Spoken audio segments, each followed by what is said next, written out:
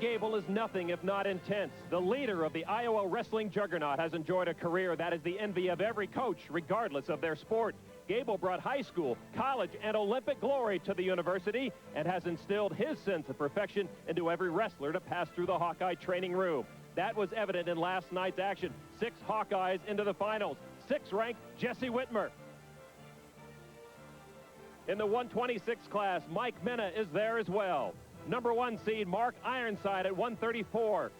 And Lincoln McIlravy at 150 trying to get back to his old form. Joe Williams defending his title at 158. And at 190, Lee Fullhart looking for his first national title.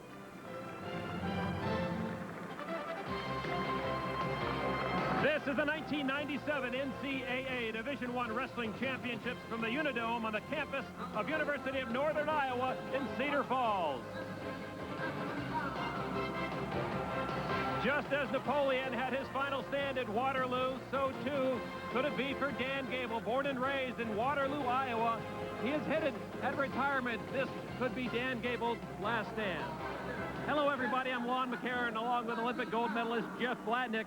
When this tournament started 2 days ago, Oklahoma State was the #1 ranked team in the nation. They had beat Iowa in a head-to-head battle. Some people said they could win this championship by 40 points, but Dan Gable's Hawkeyes have turned that scenario around 180 degrees. Oh, without a doubt, Lon. Gable has this team peaked at the right time. 6 finalists. Good Friday came early for the Hawkeyes.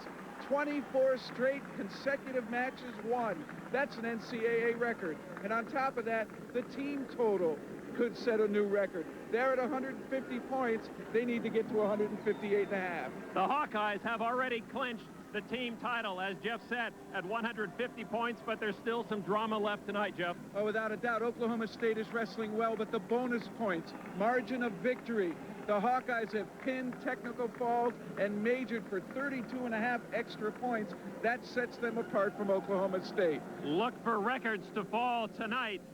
Look for upsets as well. We have seen them so far in this tournament in Cedar Falls. At 177 last night, the #1 seed, Mark Smith of Oklahoma State, upset by unseeded John Van Doren.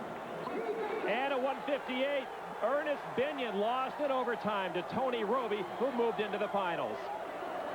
Top-seeded Sheldon Thomas in the 118 division went down to Lindsey Durlocker, the #5 seed from Illinois, and your finalist. His opponent at 118 is Iowa's Jesse Whitmer. We talked to Jesse earlier today, and he said their rivalry extends beyond the mat. Standing in lines for weigh-ins, I've seen some of the music he listens to, and it's a lot different than what I listen to. He's a different cat. We're ready to go in the 118 between these two interesting cats, Lindsey Durlocker of Illinois, 32-7, and Jesse Whitmer from Iowa, coming in with a great record of 23-6. When you look at Whitmer, he is the 6th seed. That is the lowest seed to gain the finals. He and Brandon Slay of University of Pennsylvania both are 6th seeds there. And Whitmer draws first blood with a takedown, jumps out in front, 2-0. Whitmer in that very, very black Iowa uniform that the fans love here. And Lindsey Durlocker also has one other problem to face, and that is this humongous crowd, 14,000 plus here attending or watching the finals. Actually 17,436 people to witness the finals of the NCAA Wrestling Championships. Dan Gable, the head coach of this Iowa team, will be in the corner for 6 matches of the 10 tonight. And Durlocker there trying to switch Whitmer, but Whitmer able to hang on, stays in control. They'll go 3 periods, 3 minutes in the first, then 2 minutes and 2 minutes. If they need overtime, we'll do that as well. Durlocker looking for hand control. He rips free. That's a point for an escape, and they'll do it on their feet now. So much of wrestling, Lon, is reactions. Pulling on the head, yanking on the arms, trying to shuck the guy by and catch him reacting to try to catch his balance. And while he's doing that, you launch your attack. Look for that here with all of the wrestling tonight. These two have met 3 times. Whitmer winning 2 of those 3. But it was Durlocker in the Big Tens knocking Whitmer out of the championship contention. And Whitmer remembers that match, says that's the motivating force for him here tonight.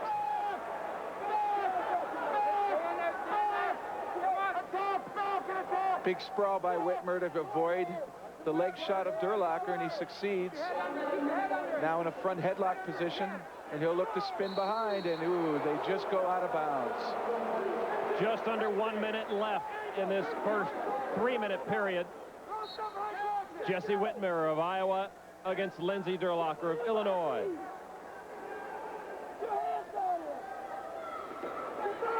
Durlacher goes low. Shot with his head down, couldn't get his head up. It was stuck underneath Whitmer's chest, and that really spelled doom for that shot. He now has to work out of this front headlock position again. Whitmer nearly scored with it the last time he was here.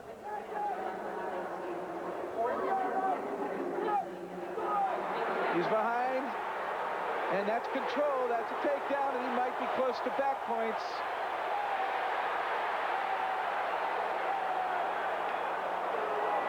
No points there. That's 2 for the takedown. He got 2 points for the takedown. It's 4-1 for Iowa. Right. I was looking at the back points. There were none. Close. Good job by the referee. His name, Mark Piven. And that is the end of the first period, with Iowa leading 4-1. Plenty of action to go from Cedar Falls. Come on back.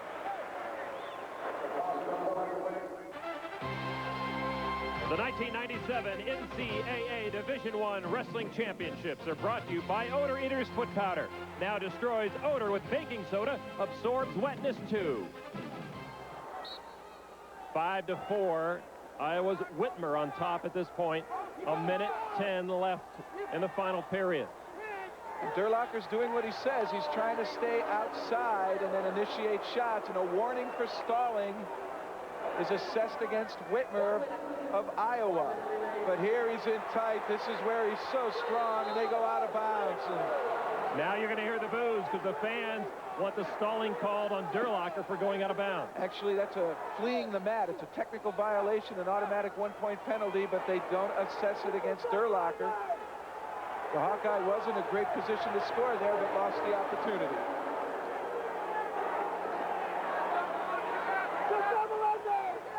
Durlacher 1 point down, 36 seconds to go. And he's making the most of his offensive weapons. He's continually shooting on Whitmer, and here now Durlacher is backing out of bounds. Whitmer trying to stay in, and there they're going to warn Durlacher for purposely fleeing the mat. So they trade stall calls, no points assessed. The next one will cost Whitmer or Durlacher a point. And if it's against Whitmer, that will not the score. Whitmer wants to stay close, stay tight, give no room for Durlacher to shoot. But when he's out here, he will shoot like that. Whitmer wants to stay in. Good maneuver by the Hawkeye. And Durlacher is going to run out of time here. Whitmer will win the national title.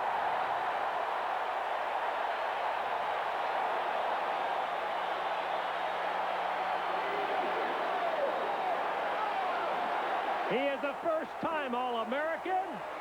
He is now a first-time national champion, Jesse Whitmer of Iowa.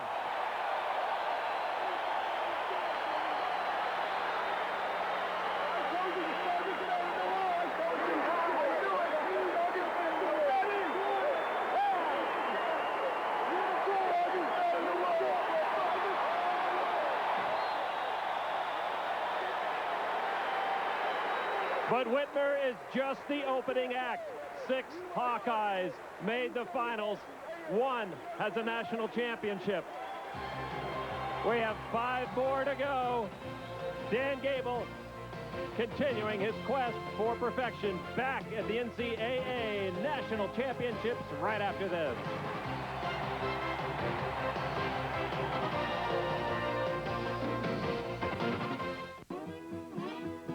Out of the shadows come 3 incredible motorcycles. Each one takes the look of a custom to a beautiful new place. The Honda Shadow Spirit 1100, the Shadow Ace Tourer, and the Shadow American Classic Edition. It's always cooler in the shadows. Garvis Honda, 1603 Euclid. Call 243-6217. It's prime time to save at Menards. Block out stains before you paint with Total One Primer from Kills. It works indoors or out for a superior finish. Just $12.97 a gallon. Stock up on Rayovac batteries for all your household or play needs. Choose from multi-packs of 5 popular sizes. Free after mail-in rebates. Stock up on everything for spring at Menards. Save big money at Menards. Time now for a look at our Nike matchup. 126 category coming up in these championships. Mike Minna of Iowa going against Eric Guerrero of Oklahoma State. There you see the rest of the 126 All-Americans.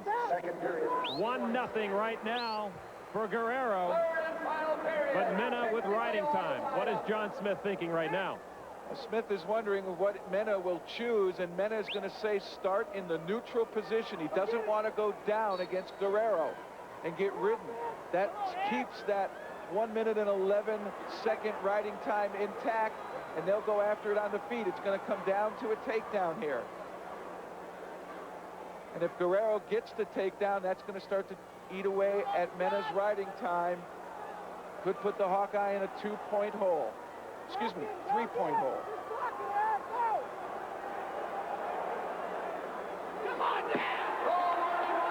And there it is. Minna, not initiating on his feet, is hit for stalling. 2-0 right now for Eric Guerrero. And now Minna needs a takedown. That or some penalty point of some infraction against Guerrero, which I doubt is going to happen. He has to play it that he needs a takedown. Look for him to pick up the pace. Interesting. You talk to a lot of wrestlers. They talk about how Iowa does stalling. Iowa doesn't call it stalling, but here on their home turf in Iowa, they get the call against them. 1 minute left in this match. Well, what works for Iowa is they're so aggressive. They're moving into you, moving you around, not letting you get set up. Even though they're not taking a shot, it looks good for them. And now Guerrero hit with a stall call for backing out of bounds. Just a warning right now. That's correct. Next one will cost him a point. You can bet Minna knows that and will continue to pressure the Cowboy.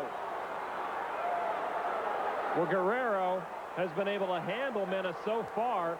He just needs to stay in the ring. Now, he was pushed out that time by Minna. Minna may be trying to force that stall call. Certainly, he's trying to influence the referee with Guerrero backing out of bounds, but what he should focus on more than anything is try to get under the Oklahoma State Cowboy and score some points. Guerrero doing a nice, and he's in deep. And there's the second stall call against Oklahoma State. So now, go ahead, Jeff. That's a tough call, but certainly he went out of bounds under attack. The score technically now is tied up with that riding time. 10 seconds left. Minna will get 1 point for the riding time. He is guaranteed that now as we finish out the third period. And so we're going to go to overtime with the score 2-2. And Guerrero now questioning the stall call against him. Here is the 2-minute overtime. And what happens here is whoever gets the first takedown wins. This is called sudden death. And if they can't finish it here, it goes to a 30-second tiebreaker. They flip a coin. Whoever wins chooses top or bottom, and you either ride them or escape, and whoever does either wins. Look for Minna here to continue the pressure against Guerrero. He doesn't have to quite do it the way he did, trailing by a point. But certainly it seems as though he started to control the action on the feet. And again, Guerrero with a reaching shot, not very deep. Mike Minna won 3 of 4 overtime matches during this past season. He knows what it's like to be here. But he did lose in the national duels 3-2 to Guerrero.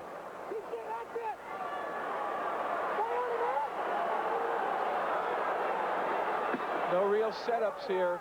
Nobody has really been knocked off balance enough to create a good opportunity.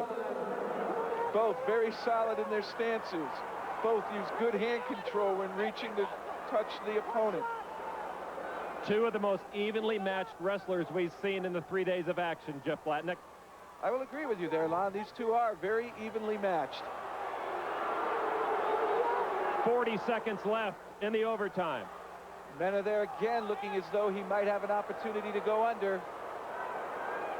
30 seconds. Those are reaching shots.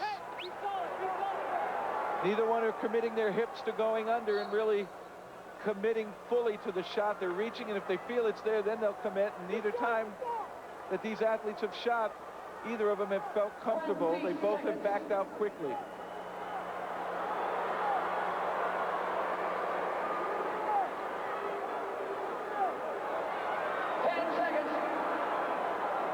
And it looks as though we're headed towards tiebreaker. It'll be a toss of the coin, 30 seconds. Oh! No takedown yet, and time is out. No takedown. No takedown. We are still tied after overtime. We go to sudden death.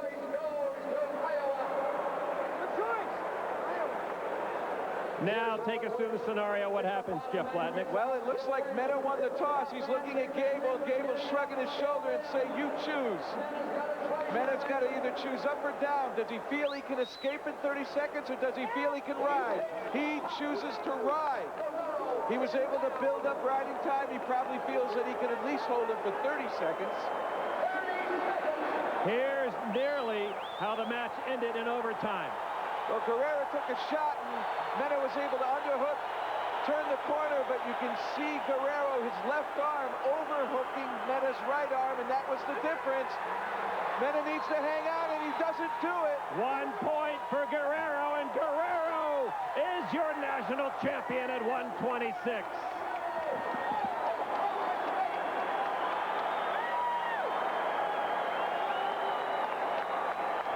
Eric Guerrero, the sophomore from Oklahoma State, defeats the senior Mike Mena from Iowa.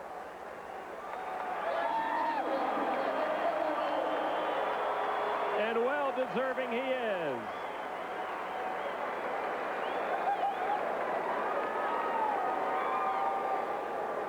So Eric Guerrero stops the Iowa roll at 1. And Oklahoma State comes up with their first national champion of the night. We'll be back to you and I with more wrestling when we come back.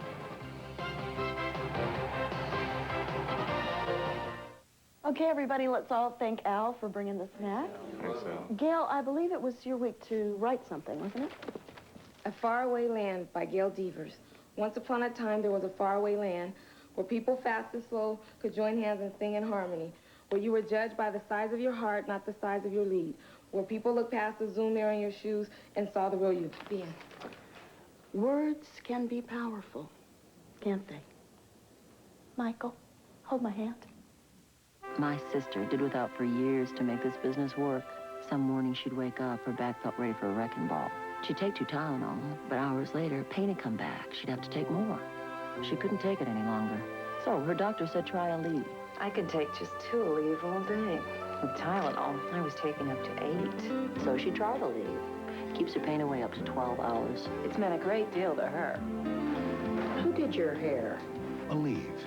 All day strong, all day long. Hello out there. I'm Rodney Wise, NASCAR flagman here at Michigan International Speedway. I'd like to give you a little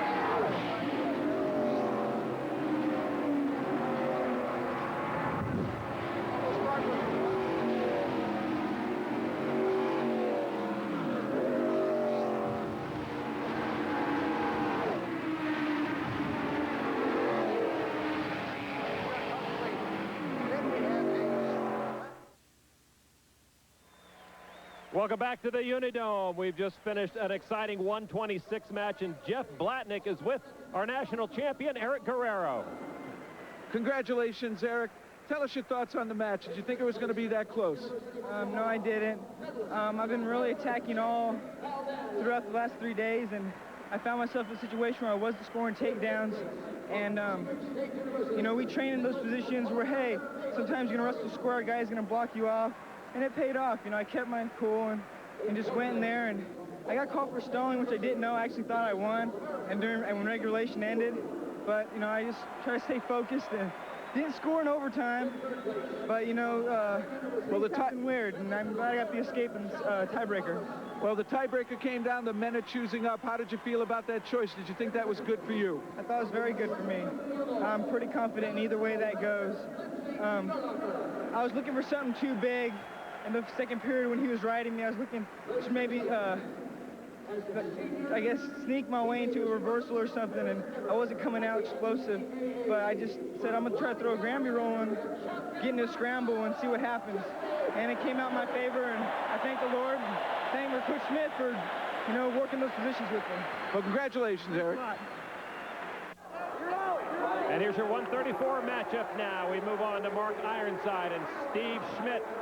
Schmidt of Oklahoma State in the orange. Mark Ironside of Iowa wrestling in the black. You see the other All-Americans at 134. We pick up action in the second period. Iowa's Ironside on top 3-1, and he's got riding time.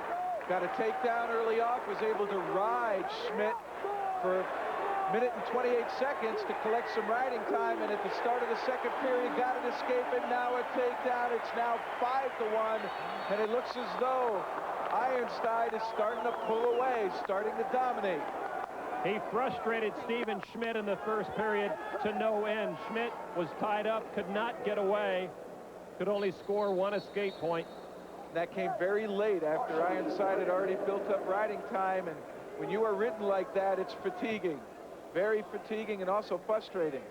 Here, look at Ironside turn the corner on his opponent, and there, the explosion from the hips, picking him up in the air, able to get 2 points for the takedown.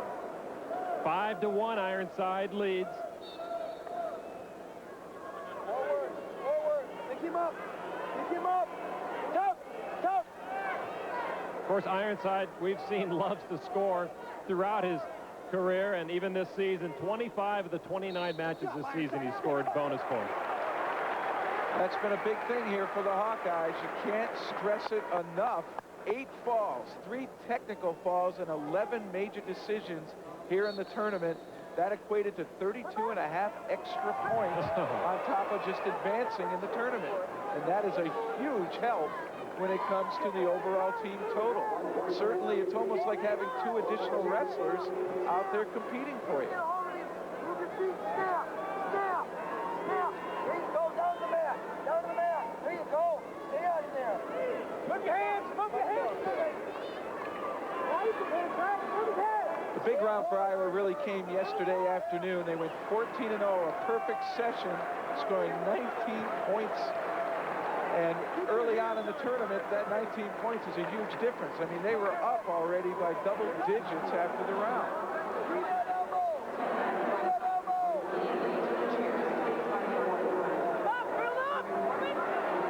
Again, he's able to turn that corner and get the takedown. 2 more for Mark Ironside. Stephen Schmidt is at a loss for what to do. And Ironside will hang on to kill the period. 7-2 the score. He also has riding time, so really it's 8-2 at this point. They will not award that point until the match is over. But it does play into the strategy of the wrestling. Ironside now will be on top. Schmidt choosing down, looking to try to get that point for the escape before looking for takedowns. Ironside was a Big Ten Wrestler of the Year in '96 and '97, and the outstanding wrestler at the Big Ten tournament this year. And he is certainly showing why tonight at Cedar Falls. He's a junior. He's got another year left, finishing 6th and 3rd in his previous 2 appearances here at the Nationals, looking to win a championship here tonight. You just see the frustration on Schmidt's face as he was ridden out of bounds. Just look at his face. Gable, don't let up, don't let up. We always want more. That's pretty much the motto of the Hawkeyes. Now, they believe in intensity. They believe in getting in your face and trying to wear you out. They are known for that. And they're going to warn Ironside for just riding Schmidt. That's just a warning. Next one will be a penalty. 7-2 for Iowa's Mark Ironside in the 134 division. And the crowd, despite being up 7-2, is a little bit silent. Maybe they expect more out of Mark Ironside, or maybe it was that stall call that the referees went ahead and assessed against him. Tom Galen, your referee on the mat. This is a tough crowd, though. You know, the Iowa folks are known as the most knowledgeable wrestling fans in the nation. Well, it wasn't a bad call because Ironside isn't trying to turn Schmidt here. He's just simply riding him. And your obligation when you're in the top position is to look for a near fall. Look for back points. I think this crowd is going to get louder once we get under a minute to go in the match. We are right now a minute 14 left in the 134 division. Mark Ironside going against Stephen Schmidt.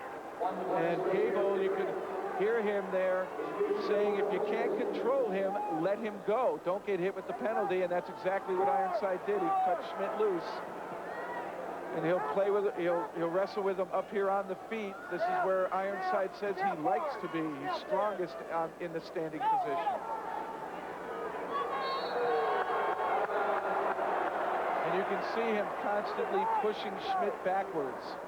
That's the way Iowa loves to wrestle, is keep their back to the center and force you towards the out-of-bounds line. And Ironside gets another takedown. He's in a great position here. He knows that Schmidt has to come after him. When you become that aggressive, you leave openings of opportunity. Ironside can sit back and wait for those to present themselves and go ahead and attack. And there you saw, he just let him go again. Another escape point for Stephen Schmidt, but it's too little, too late at 9-4 with 21 seconds to go. Schmidt's got to think big move. Lock up tight and try to throw something that puts Ironside on his back. It's the only way he can get back in this match. Ironside staying in, controlling the head of Schmidt, doing a great job, and he will win the national title. Mark Ironside completes a perfect junior season with Iowa finishing up at 30-0 and a national championship at 134.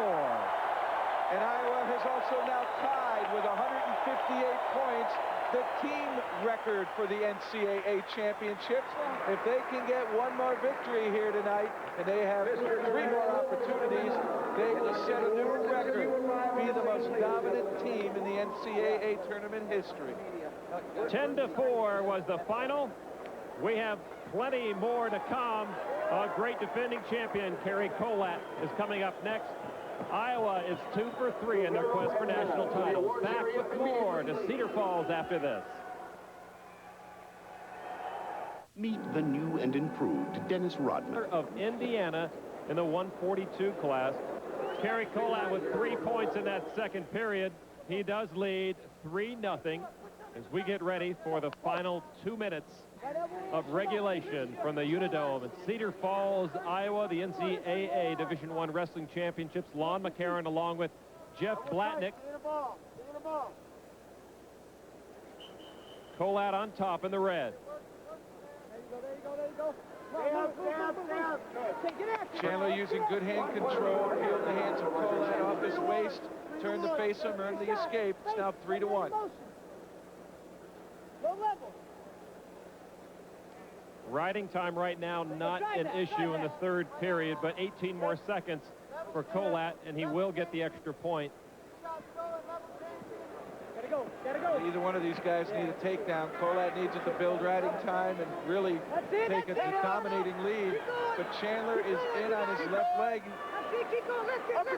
He's in pretty tight. Kolat hipping hard and is able now to extend Chandler. Chandler's now vulnerable. Look for Kolat to try to break the lock and spin behind. You see the hand lock that Chandler had on the leg of Kerry Kolat, and that kept Kolat from doing any more damage. And Keith Pullman, the referee, rightfully called a stalemate. Neither wrestler able to improve their position. Blows the whistle and they start again on the feet. Final minute of the match.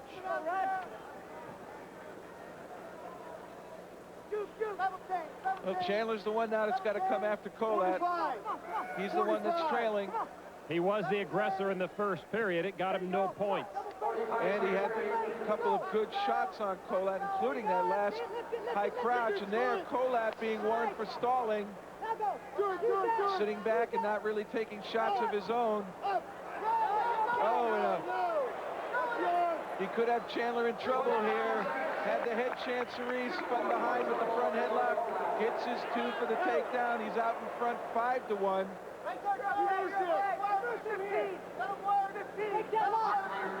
Now he's working on the riding time. Potentially dangerous hold. 11 period. Keep him down, buddy. Kolat could be the only other, the second, I should say, of Lock Haven's multiple national title winners. Ray Simons earned 2 titles in 1960 and 1962. Kolat last year and potentially this year. 1 for Chandler with that escape makes it 5-2. But Kolat has riding time, and Chandler will not get it done.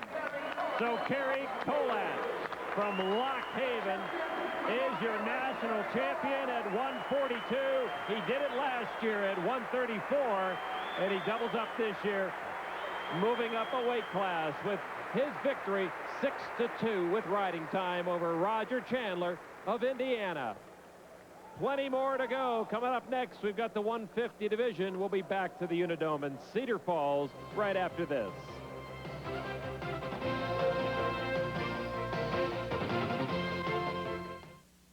In yet another torture test, we drained the oil from this car and added just this much Castrol Syntec. We then ran it over 100 miles per hour and waited and waited. You see, Syntec has a unique molecular structure that bonds to engine parts. And if a little Syntec can protect under these conditions, imagine what a full oil change can do. Castrol Syntec protects in ways other oils can't. And now, try Castrol Syntec Power System, a new kind of fuel system treatment. This is Miracle Grow Lawn Food, the easy way to a beautiful lawn. It took years to develop these patented granules, but you'll start seeing results in just days. Miracle Grow promotes vigorous root growth, helps fill in thin spots, to give you a thick carpet of beautiful green. If you like what Miracle Grow does for your garden, you will love what Miracle Grow Lawn Food does for your lawn. And now, get rid of dandelions and other weeds with Miracle Grow Lawn Food plus weed control. When I lie down at night and heartburn hits, I hate that. To get to sleep, I need to block stomach acid fast. Which blocks it faster? Tagamet HB200. It has more acid blockers than Pepsid AC, so it blocks acid faster. Both are strong, but Tagamet's faster. Now my alarm clock wakes me up, not my heartburn. Tagamet HB200. More acid blockers help block acid faster. With Arm & Hammer baking soda.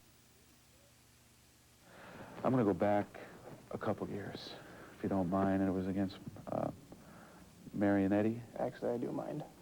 In 1995, Lincoln McIlravy came into the NCAA Championships much the same way he has in 1997, as the undisputed top-ranked wrestler in his class.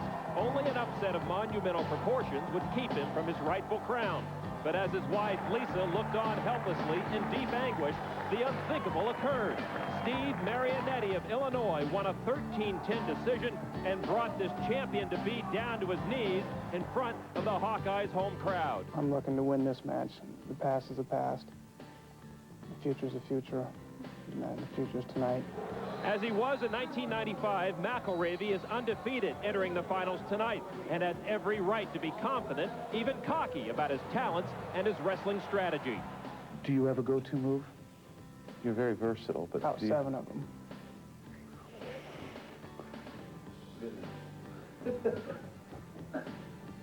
You want to share maybe a few?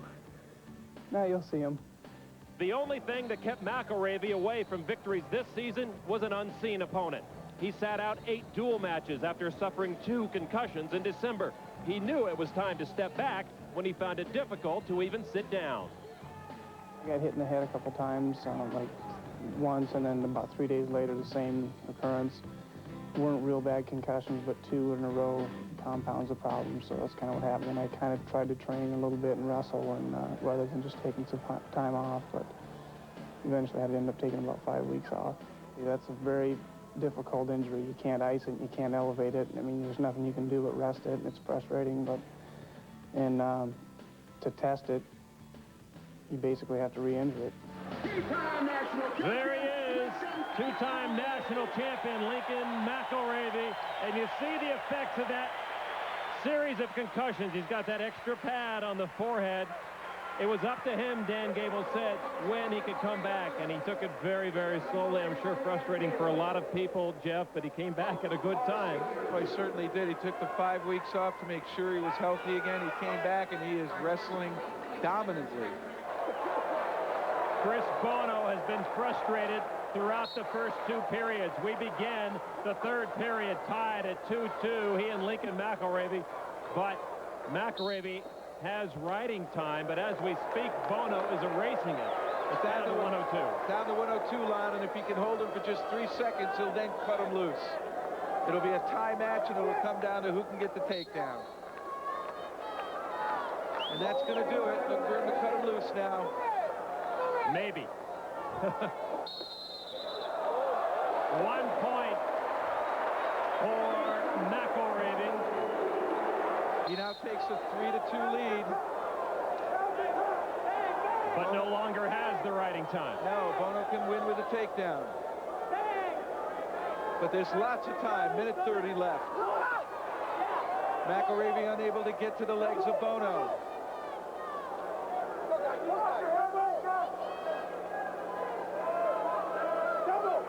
Despite the low score, there has been tremendous action in this match. These two have not just stood still. They have attacked each other, but so much of their motion has taken them to the out of bounds.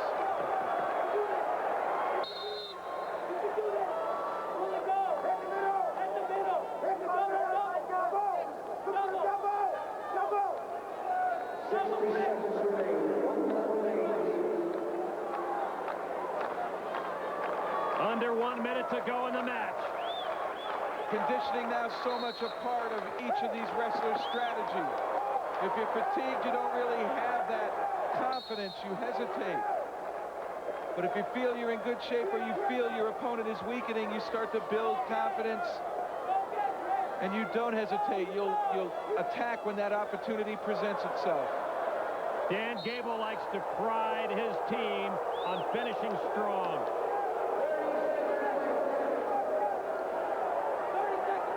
Hands on the hip. You can see Bono breathing heavy. Both these athletes are sweating a lot.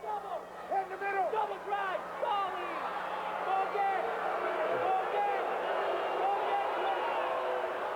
25 seconds between McIlravy and a national title.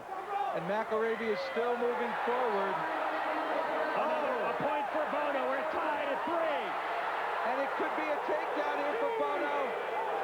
No points yet. They're out of bounds. Oh my gosh. 11 seconds to go. 3-3.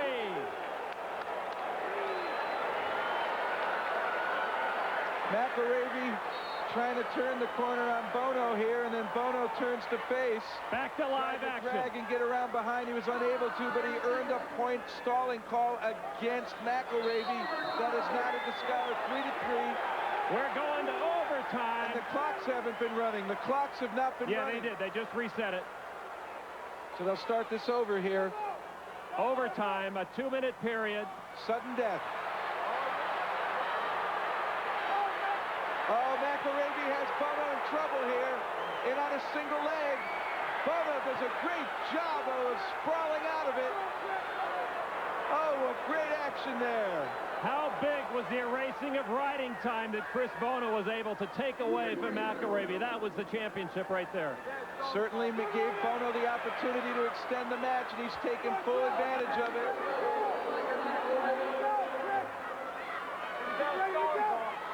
Oh, that's going to do it. There it is. 2-point takedown for Lincoln McIlravy.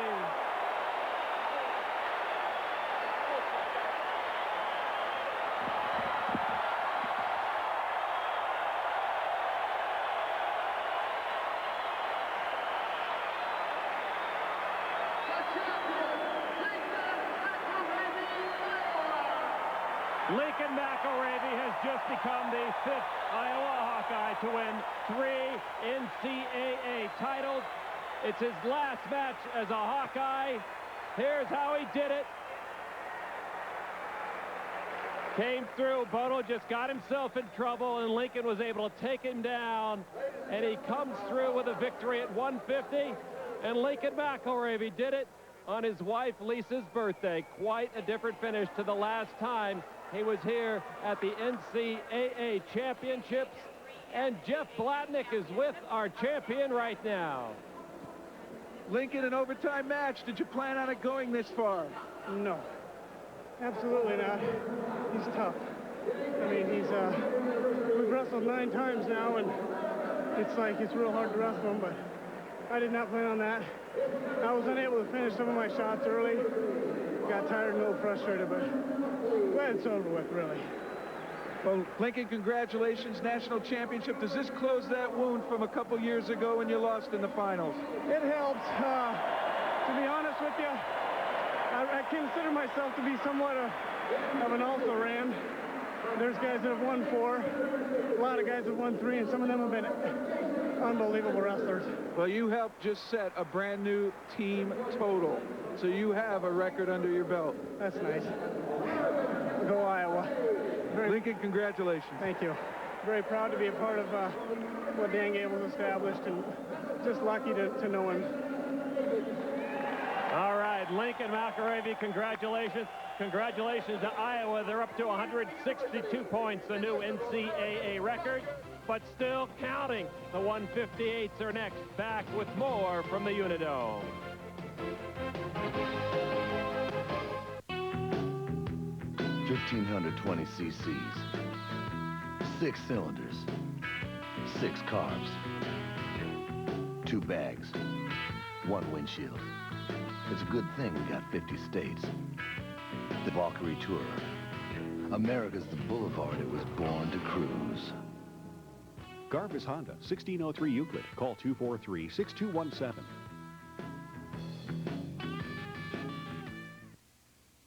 Choose life. Choose a job. Choose a career. Choose a family. Choose a big television.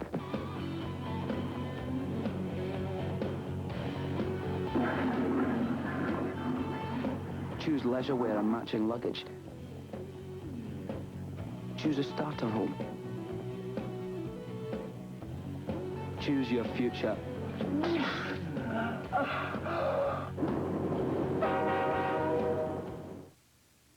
Tomorrow, who will be crowned King of New York? The Knowles and Michigan collide at the Garden in the NIT Championship. Florida State, Michigan, the NIT Championship, tomorrow at 7:30, only on ESPN. We are in the heart of wrestling and Dan Gable country. His hometown of Waterloo, Iowa is just across the river from Cedar Falls right here. This championship tournament, we've witnessed his profession. Steve Cypress takes a closer look at the man who is college wrestling. Imagine what it's like to live your life with no room for error. Imagine, for you, there is no second place. Imagine that you're almost perfect, and yet you strive to get better. Imagine you're Dan Gable. Well, here we go. There's the champion, Dan Gable, hasn't lost in high school or college. He's a senior, 21 years old. In 1970, it was Gable, with 181 consecutive victories, who needed one more to become the only wrestler in history to go undefeated through high school and college.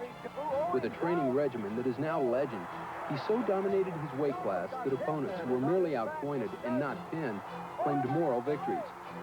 But in his final match for Iowa State, Gable was beaten. Larry Owens, the sophomore from Washington, won the national title 27 years ago. I think about it a lot. It's never went away. I mean, I still dream about this guy. He's a part of my history. It's just the bottom line, and I can't get away from it, and I don't care to get away from it. I came back and did some things beyond that, so that's what counted. He came back to win many tournaments, most notably the 1972 Olympics, when opponents failed to score a single point against the man who to this day is still driven by the demon of a single defeat. Are you better because of that? Oh, way better. Not only as an athlete, but way better as a coach. I learned so much in that match. Anytime you fail, he wants you to remember that pain. Lincoln McIlravy is one of the 40 national champions Gable has coached in his 21 years at Iowa. Competing in the best wrestling conference in the nation, Gable's Hawkeyes have never lost the Big Ten title, 21 straight. 14 times his team won the national crown. Only one man could overshadow the record of Dan Gable the wrestler, That man is Dan Gable, the coach. Are you a better coach than you were a wrestler? Yes. Really? Yes. Why? Because my wrestling was very simple. I knew I could win, and I pretty much did. But as a coach, it's not me. It's somebody else. And so coaching is harder than being an athlete. If you're a good one, I'm saying. Hey! Hey! Hey! Hey! Hey! Hey! He's going off the mat! There is no secret, he says, only that he can focus on his passions. But his passions are few. There is his wife and 4 daughters, and there is wrestling. Yet now at 48, Gable's coaching career may be near an end. Before the season, he said this was probably his final year. Now he's not as certain. It's been a year in which he's missed practices and even matches because of the bone-on-bone grinding in his hip. I basically went till I fell, till I couldn't walk. You know, that was the bottom line. When I went down, I couldn't get up. If I was in the wrestling room, in the middle of this wrestling room, I had to crawl on my hands and knees to the wall to get up this year in the middle of the season. So that's when I realized it was time. To be Dan Gable, one must pay a price. There is the hip, a stomach problem, the bad knee, the effects of 15, maybe 20 surgeries. He lost count. And so it is that Gable says his health is a chief consideration in whether he'll retire, though health extends beyond the physical. You got to remember now what I've accomplished. Because of what I've accomplished, there is no second place. That is more of a grind on me than any injury could ever have me, just because of the fact that I've set a precedence, and I live by that precedence. And that is what probably, more than physical, the mental probably is the reason I need a change. Do you believe in pressure? I get around it, but yeah, there's pressure. There's been pressure. Yeah, there's pressure. I believe in it, but I don't believe you should put yourself under it. But yet it happens, because it's happened to me many times. When I thought something was wrong, it was pressure. But I never cracked yet. Imagine what it's like to live your life with no room for error. Imagine that you're almost perfect, and yet you strive to get better. Imagine you're Dan Gable. How long can you last? In Iowa City, Steve Cyphers, ESPN. Jeff Blatnick, they say the key to somebody who is a true hero is somebody who makes people around them better, and Dan Gable is certainly that type of person. Oh, without a doubt. He made the athletes, when he competed, better around him because of his intensity, and when he brought his coaching skills to bear here at the University of Iowa and the Hawkeye team, he is the legend Dan Gable. He has won 15 national titles in 21 years. There is no one to compare him to. He is setting the standard. We'll be back to the Unidome and more of the NCAA National Wrestling Championships right after this.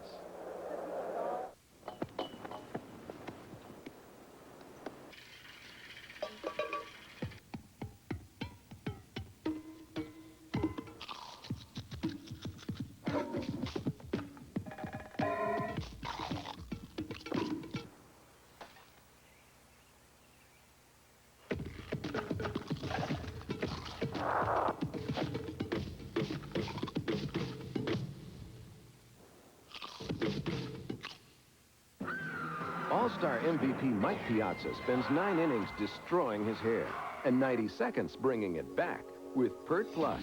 More than a shampoo, it conditions too. How? As you shampoo, the conditioners stay suspended. Then as you rinse, the conditioners go to work, giving you great hair simply. Perfect for Mike, because he wants great hair, but he'd rather be living in it than working on it. Wouldn't you? Pert Plus. Simply great hair. Simply.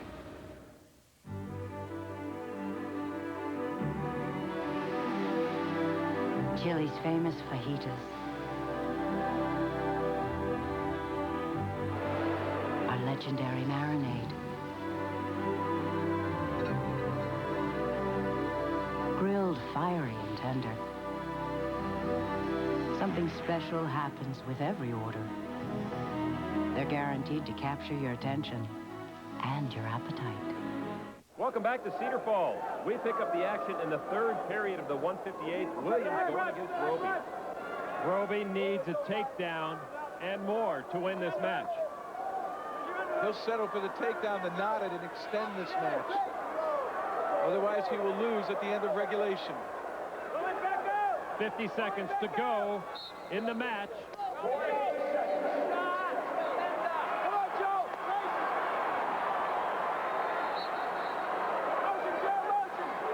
Roby looked distracted there just for a second as he was returning to center.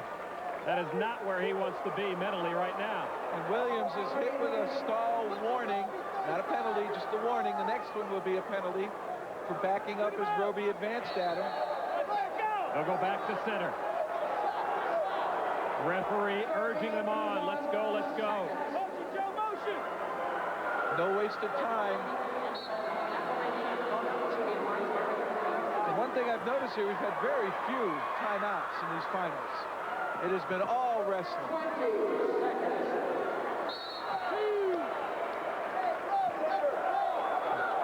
The assistant referee there, Don Owen, getting in the way of the wrestlers so they don't fall off that elevated podium where the mat is laid. Williams, hear the crowd getting into this, Lon. Williams checked the bridge of his nose for blood. I think he got a pop there with some part of Roby's body. 10 seconds to go. And Roby just cannot clear the arms of Williams. Can't get that shot initiated. And Iowa's going to take it. 4 of 5 in the finals have taken their national title. Joe Williams gets his due from the crowd and from himself at 158. The three-time All-American takes the 1997 National Championship. We have plenty more to go as this Iowa show rolls on through Cedar Falls. Back with more at the University of Northern Iowa right after this.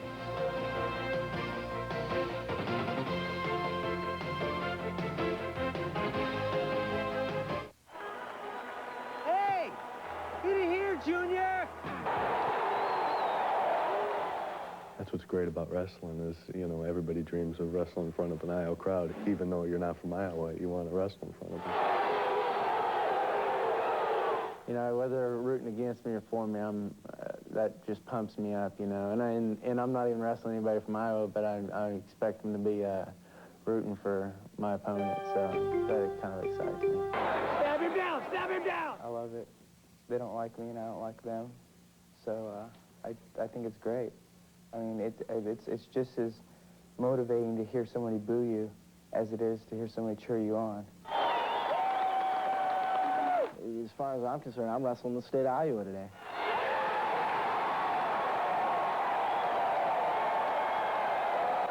And that is just the way the Iowa crowd wants it. You fight our wrestlers, you gotta fight us. Hey, the Iowa wrestlers have been so stoic all week long, and then look at that outburst from Joe Williams into the hand of Jim Zaleski after his national title. Well, certainly they'll put that game face on to prepare themselves and to stay focused. But when you finish off, and really, here he's happy, but here Coach Gable's going to start coaching him some more. Talk about what happened, reinforce his performance, and let him know about what he could possibly do next year and become another Hawkeye who could win the title. We are in second period action between Brandon Slay on top going against Mark Branch, the top seed from Oklahoma State. No score in the second period. Branch, a four-time All-American, four-time finalist. Slay, first time as an All-American.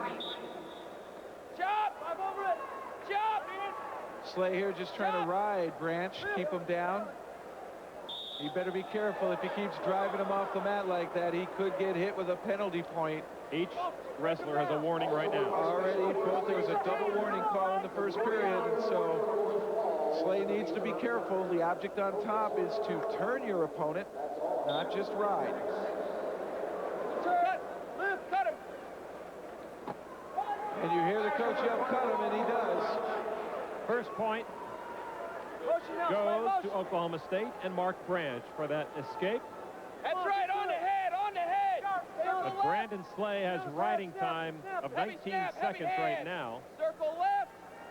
Unusual for Mark Branch to be behind in riding time. Usually counts on that for a point. Right in the center, that's it, stud, right in the center. Circle left, back, that's it. Oh, Branch nearly had an ankle. And Slay in again, and Slay showing some good flurry. No score, though. Nice action.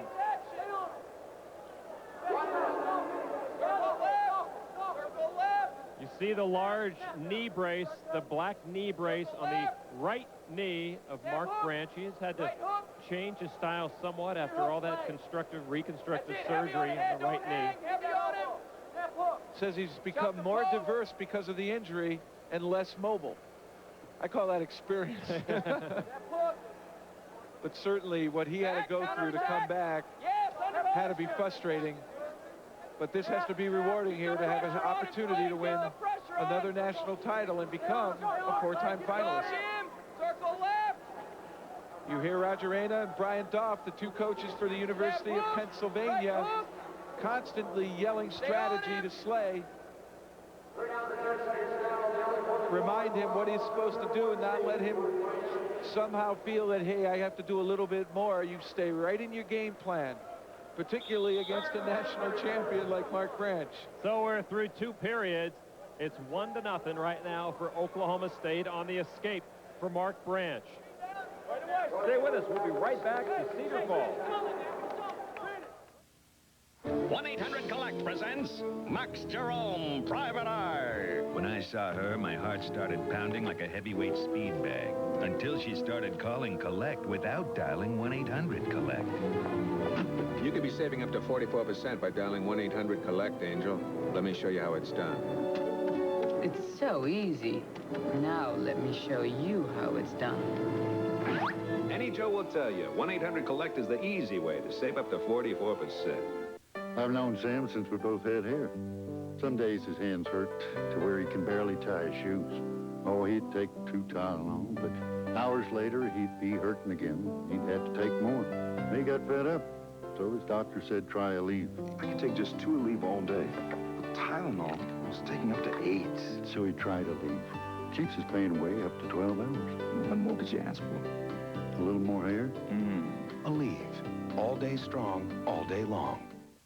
Phew! That smells worse than I do. It's my sweaty, smelly feet. You need Odor Eater's Foot Powder. Now it has powerful Arm & Hammer baking soda. Look, foot odor is caused by sweaty acid, and now Odor Eater's powder actually neutralizes odor-causing acid. These Dr. Scholl's can't. Plus, Odor Eater's powder can dry up 25 times more wetness than talc. No more wet, smelly feet. Wow! Stop foot odor and wetness with Odor Eater's Foot Powder. Now with Arm & Hammer baking soda. This is Miracle Grow Lawn Food, the easy way to a beautiful lawn. It took years to develop these patented granules, but you'll start seeing results in just days. Miracle Grow promotes vigorous root growth, helps fill in thin spots to give you a thick carpet of beautiful green. If you like what Miracle Grow does for your garden, you will love what Miracle Grow Lawn Food does for your lawn. And now, get rid of dandelions and other weeds with Miracle Grow Lawn Food plus Weed Control. Well, you can see his hair there, but that's John Smith. 2-time Olympic champion, 2-time NCAA champion, 4-time world champion. The man has done it all, and he's now coaching Oklahoma State. And he said in a talk with me that he felt that, you know, Iowa came prepared, and with this kind of a crowd rooting for you, it certainly helped motivate him. And he gives all the credit in the world to how prepared the Hawkeyes were.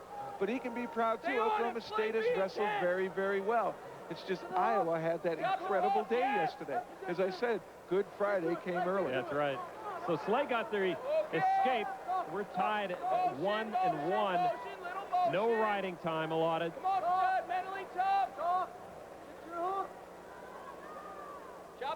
Slay had that good sequence where we had Branch off balance continually, and he might score here. Oh, and Branch steps over the top of everything.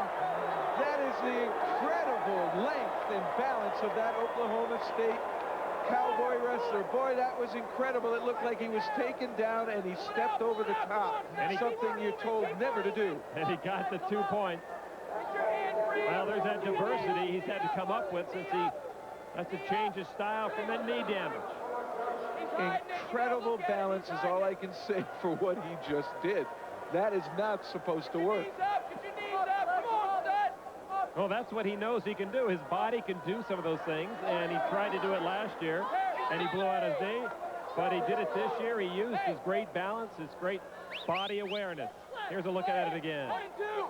Branch will shoot, but he gets extended, and Slade does a great job of spinning, and there it comes all the way around, and Branch just steps over the top, and despite his power, Slade can't unbalance him, and Branch earns the takedown. And that could have been a national championship move right now, as Mark Branch up 3-1, 31 seconds to go in this match. And this is where Branch and Slade lives up to his prediction that nobody can ride him. And he just mows Branch over going out of bounds. Branch had something in his eye, it appeared. Oh, he got a headbutt by Slade, too. And as any good athlete will know, that he's not supposed to stop until you hear the whistle. Now, you see, he's already been poked in the eye, Branch has, and then he goes for the head. And Slade just drives right into him and covers him well out of bounds. Referee could have gotten on Slade for that. But there with the impact to the eye, and then Slade just follows it up because he didn't hear a whistle. So it is 3-2 right now. Mark Branch in the lead. We'll see if he can continue. Oh, he's going to be fine. He's not going to pass up an opportunity here in the finals, particularly when he's winning 3-2. 24 seconds remain. They're on their feet. It's do or die for Brandon Slay of the University of Pennsylvania. He needs a takedown or a stall call against Mark Branch. They've both been warned. Look how low Mark Branch tries to keep himself, to keep Slay from shooting. Slay's just pushing. He needs to somehow go under Mark Branch or shuck him by so that it looks as though it's a good attempt at a takedown. And now they'll go back to the center neutral position. 3 seconds to go. Branch has to just step forward. He can't retreat. And he fulfills it. Mark Branch will win his second national title. And what a comeback for this man. He could not walk off the mat last year in the finals because of that knee injury. He worked himself to death. He came up with a 31-0 record into the finals and comes through with a national championship in the 167 category for Oklahoma State.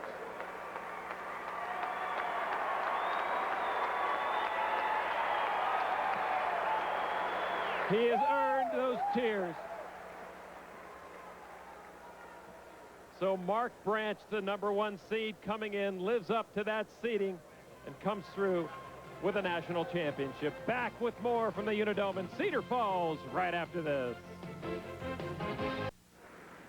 Congratulations, Mark. You were the 9th one to become a 4-time finalist and then to win your second national championship after last year's injury. You knelt down and you contemplated at the end of that match. What were you saying to yourself? I guess all the emotion just finally caught up with me. It's been a tough year. I'm glad it's over.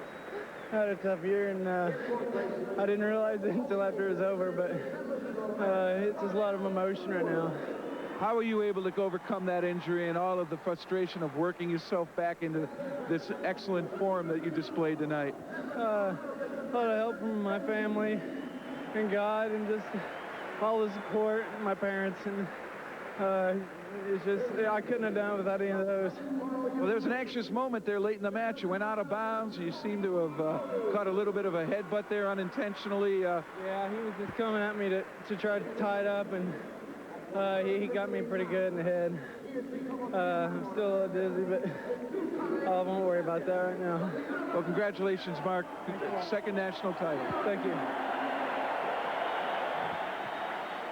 Congratulations indeed to Mark Branch. We are set now for the 177 matchup. It will be Mitch Clark of Ohio State going up against Barry Weldon of Iowa State. There you see the other man in the top 8 to make the All-American status here at the NCAA Championships. John Van Doren, of course, an unseeded wrestler who came in and had defeated a #1 seed to get where he was. And for a Lehigh wrestler, John Van Doren, unseeded, coming in, takes 3rd. Mark Smith, whom he beat, is 4th. And just a terrific, terrific series of wrestlers in the 177 division. Well, we have a classic matchup, I think, here. Clark of Ohio State, someone that loves to wrestle on the mat. And he said that when he first met Weldon in their only head-to-head matchup this year.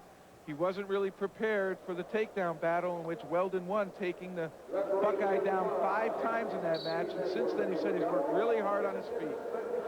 So let's look to see whether Clark can handle Weldon's offense up on the standing position. And certainly Clark feels as though he can control Weldon on the mat. Iowa State has the blue in their uniforms. Ohio State has the red in their uniforms. Step over. Pull. Let's go. We're ready. And Ohio State will be designated the red team. You see the red anklets. And Weldon in on a beautiful single. He used a 2-on-1. Set that up nicely, dragging the arm to the leg. Got in tight on that leg. And now has a good takedown. 2-0 in favor of the Cyclone. Some Cyclone fans here, huh? Oh, you betcha. No room for Iowa in this match. Obviously a Hawkeye partisan crowd, but without a Hawkeye on the mat, anybody with an Iowa tag is going to get a lot of noise thrown their way.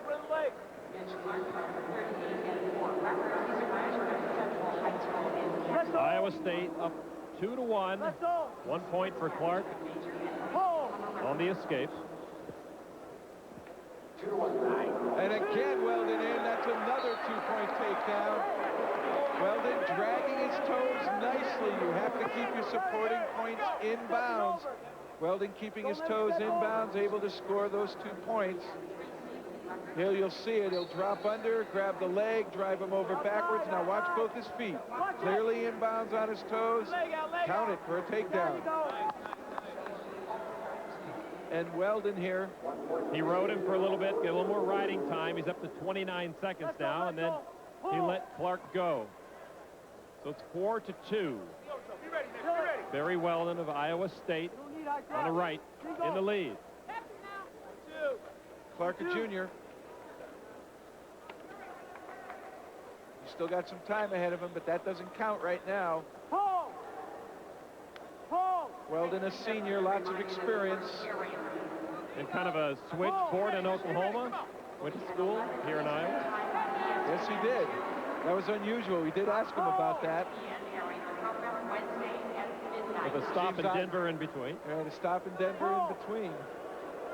But it's unusual to see somebody from Oklahoma go to Iowa. Usually if you're a highly recruited athlete, your state, one of the state schools is just going to grab you, whether it's Oklahoma University or Okie State, or whether it's University of Iowa or Iowa State. Weldon's got Clark's ankle again. But it's going to be a stalemate call. Neither wrestler able to improve there. Clark's a lot taller than Weldon, and that presents a much easier target for Weldon to get to the legs.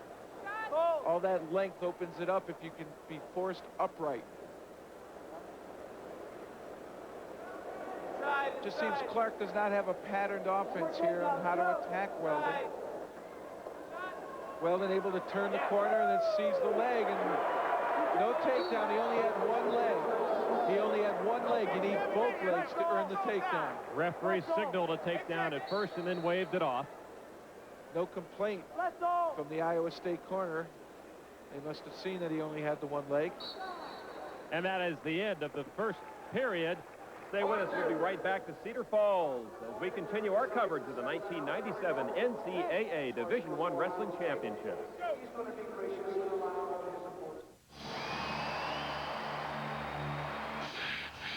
Huh? Is your dandruff sending the wrong signals? Get Selsun Power. Doctors recommend Selsun Blue #1, so don't send the wrong signals. Get Selsun Power. Meet the new and improved Dennis Rodman. I'm the man, baby. He's kinder.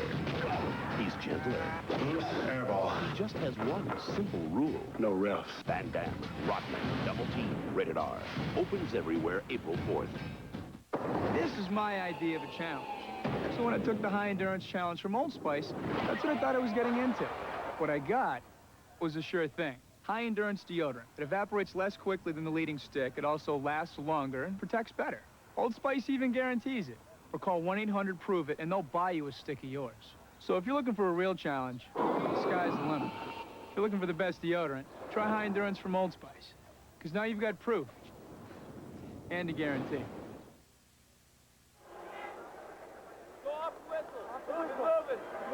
That's Tom Ortiz, closest to you, the assistant coach at Iowa. We begin the third period of action. 4-2, Barry Weldon leading Mitch Clark. And right now, Mitch Clark on top. And this is where Clark feels he's tough. On top, he's got the legs in now. He's going to start to look to try to turn Weldon. Weldon will probably just try to maintain base, not get rocked off his base, wait for a stalemate call from the referees and start over and try to prevent the legs from coming in the next time. You hear the Iowa State coaches yelling for a stalemate. And now Weldon is broken down to his belly. The refs will let this go. Well, it would have been to Clark's advantage to get the stalemate, but as it is, he's chewing up the time he needs to tie this match up. Well, he wants to be on top like that and try to turn. This is Clark's strength, is on the mat. Weldon doesn't want to just lay there and take it. He's going to try to beat the legs right here off the whistle.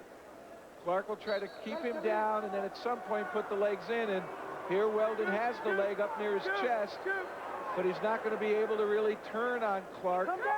Clark a master here with the legs in. 1 minute to go in the match. Weldon up 4-2 and on the bottom. Clark is starting to get in trouble here. And a stalemate call by the officials. Look for Weldon to do the same thing. He's going to bring the arm up, try to catch the leg as Clark snakes it through. Something has to happen for Mitch Clark right now. Here's the spiral ride now by Mitch Clark. Let's see if he can break Weldon down to his stomach here. And again, he's trying to snake the leg in, and once again, his foot gets caught early, and he's in big trouble now. Weldon has got a position here. He's got Clark what we call very high on his body, and there's the reversal. 2 points more for Barry Weldon and 22 seconds to go in the match. Well, Clark is still in a position here. Weldon's just going to hang on to that leg, not commit himself to anything tight. Oh, and Clark trying real hard here to turn him with just his legs, but doesn't have good enough leverage. And once again, that could be... Oh, that's the match. That is the end of the match. They do not give any points there. 6-2 will be your final. A disappointed Mitch Clark appeals to the referee, but to no avail. Barry Weldon of Iowa State is your national champion at 177. Much to the delight of this Iowa crowd and into his coaches goes Barry Weldon. A well-deserved victory for the Cyclone at 177. The big guys are coming up. 190s are next from Cedar Falls. Stay with us.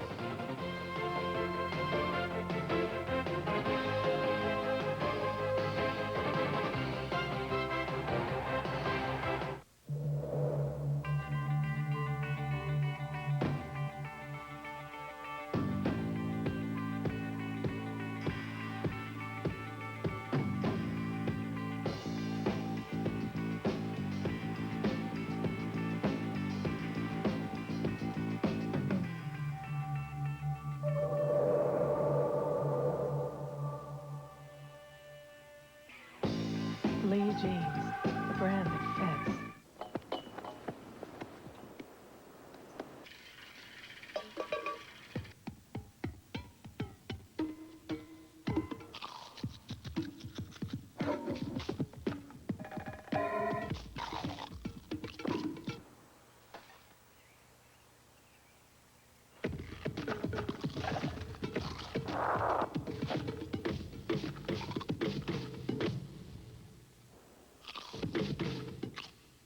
On the floor at the Final Four. Join Dan, Chris, Digger, and Dick as they dish the dope on the playmakers and showstoppers at the Big Bash. SportsCenter, live from the Final Four, begins tomorrow at 6:30 and 11:30 on ESPN. Congratulations, Barry. Did you feel that you were superior to him on your feet? I definitely felt that.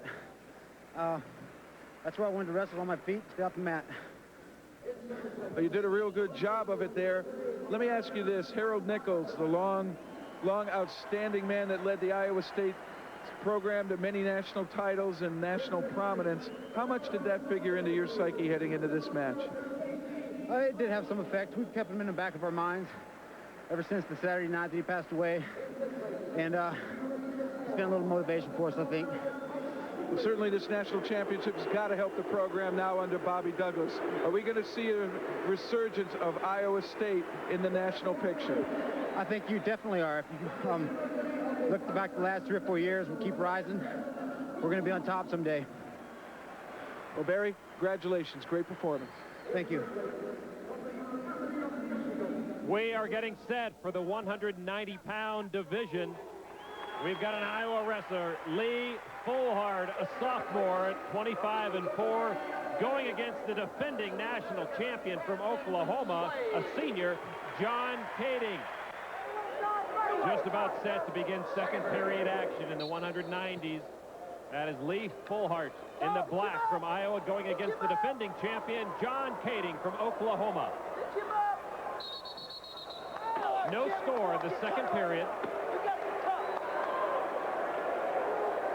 The crowd anxious for somebody to do something that's going to score. Each wrestler may be a bit tentative. Fullhard doing a nice job of trying to ride him, puts him back down on his belly. Now with a leg in.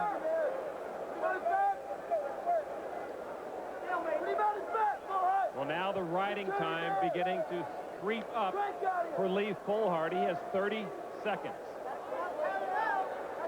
Again, you need a minute at the end of the match to earn a point. And the Oklahoma coaches calling for a stalemate. Wow, Fred Ambrose, the referee, just hit Fullhard for stalling on top. And that forced him to move out of the position he wanted. Certainly did. He's still in control. There is no escape yet. And he has earned riding time, Lee Fullhard has. This is going to be a stalemate. They'll break this pretty quick.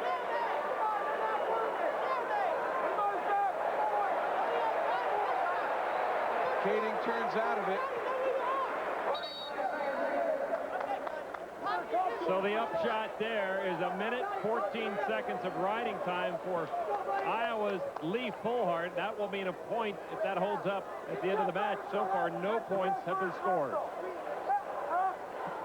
But in terms of fatigue, this is working for Fullhard. Kading having to carry the weight of 2 bodies. But he escapes. 1 point for John Kading.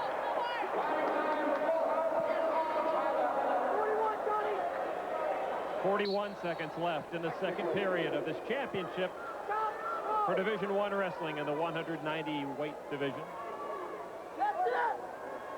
Fullhard using underhooks very effectively here, backing Kading up.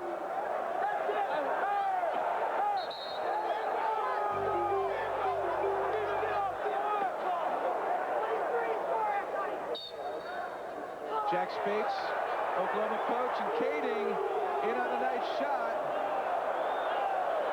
1 point escape for Fullhard. They gave the takedown to Kading, but they're out of bounds with that shot. Fullhard just missed a takedown. Kading, that beautiful double leg, runs right through Fullhard, taking him down.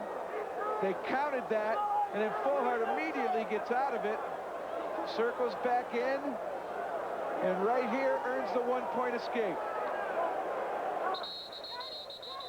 Stay with us. We'll be right back to Cedar Falls.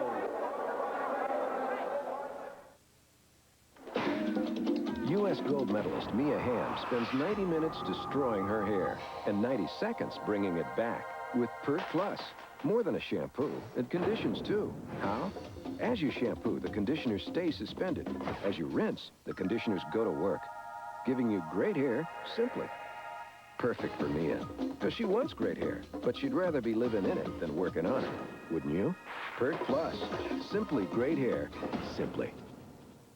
In yet another torture test, we drained the oil from this car and added just this much Castrol Syntec. We then ran it over 100 miles per hour and waited. and waited.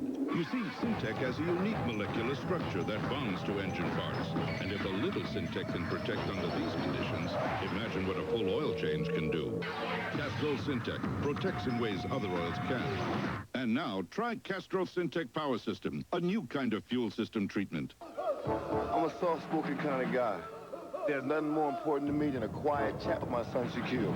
I just marched to the phone and dialed 1-800-COLLECT. The money I saved him, he can use to buy some new backboards. Take it through the hole, Shaquille.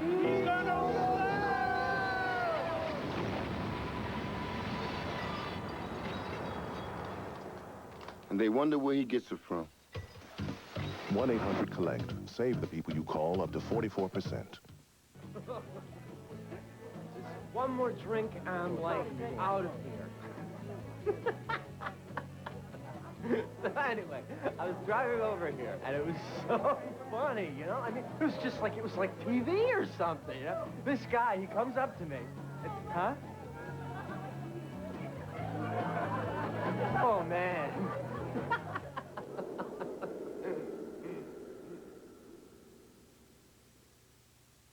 We begin now the third period of action. 2 minutes left in this championship match regulation time.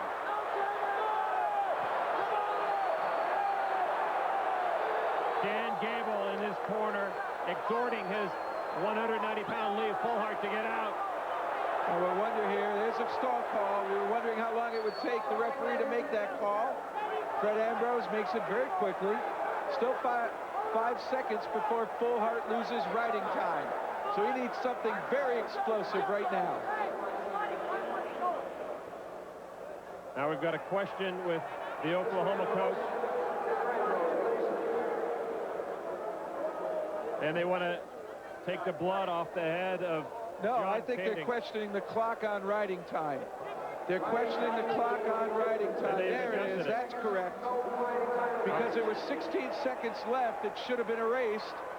And it wasn't, and immediately Jack Spates of Oklahoma corrected it. Now it's reduced to 56. There's no longer riding time. You see the arrow pointing over to the green side with the advantage. That is the Iowa side, but once it's under a minute, no points will be awarded to either side in riding time. Now we'll see whether or not they're going to hit Kading for stalling again. He's hanging out of the ankle, not moving to pin. And that could prove costly.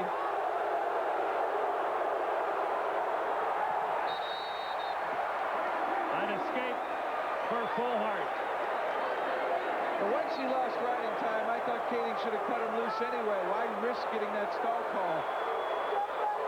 3-2, defending champion, four-time All-American John Kading leads the Iowa wrestler Lee Fullhart.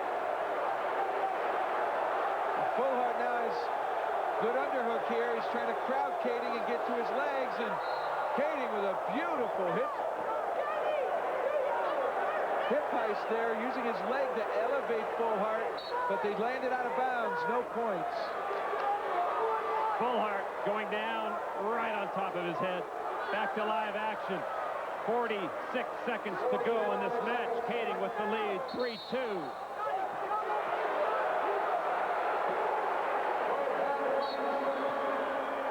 Can the sophomore get to the senior? Kading, a world of experience, defending national champion, but there, Fullhart has his leg. He'll work for the takedown. He's in a very good position. Oh, out of bounds. They were out of bounds. Great opportunity to relieve Jack Spates of potential takedown. Go away and his wrestler keep his 1-point lead. 25 seconds to go. Fullhart's going to remember that shot. That was a missed opportunity. And that's going to tie it up. A stall call against Kading. Fred Ambrose, the referee, felt Kading was just blocking. Felt Fullhart was doing everything he could to score. No riding time will be awarded in this match. And it looks like we're going to go to sudden death. There's just 3 seconds. They'll just line up and look at each other here. They'll let it go to overtime. Spates shaking his head from that stall call. And there it is, the end of regulation time. John Kading is tied by Lee Fullhart with under 30 to go. We now have basically a sudden death 2-minute fourth period. This is the first takedown wins or the first penalty point assessed. This is where conditioning is everything. This is where confidence is everything. This is where experience counts. If they can't settle it in sudden death, it goes to tiebreaker. A toss of the coin and the choice up or down, and it's either get away or ride, and it looks as though Kading might have hurt the knee. Checking the knee, and now all the coaches from his corner and the trainer are over. Keep an eye on that big black right brace, John Kading. As they come out of bounds, watch the right leg, and they're kind of tripped. And maybe in that little stutter was enough to upset or antagonize the damage already in that knee. Not a bad chance to get a breather either. Right in there. A little hop. But he's all right. He's back.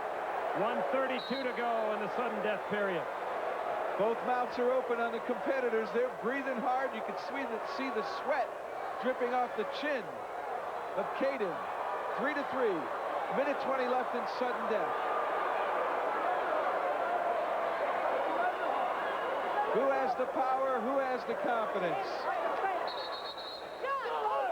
You saw John Kading try to reach his feet and trying to get the trip. That may be a telltale sign of what's to come. Bodies are slick there. Fullhart had an underhook, and it just slipped right out. And Kading came following him from behind, but they went out of bounds. And another quick double by Kading, but unsuccessful.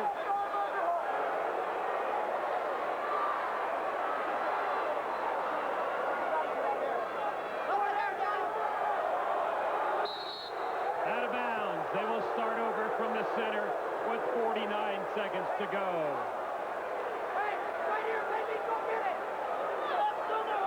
Crowd's into this one.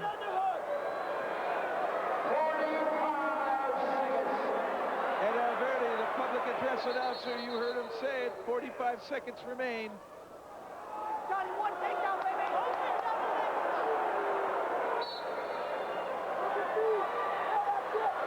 That was sneaky. Kading, left hand, right hand to the head, and immediately a double shot off the start.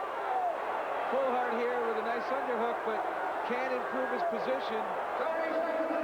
Two courageous gladiators, neither willing to give an inch or a point. There are some calories burned here.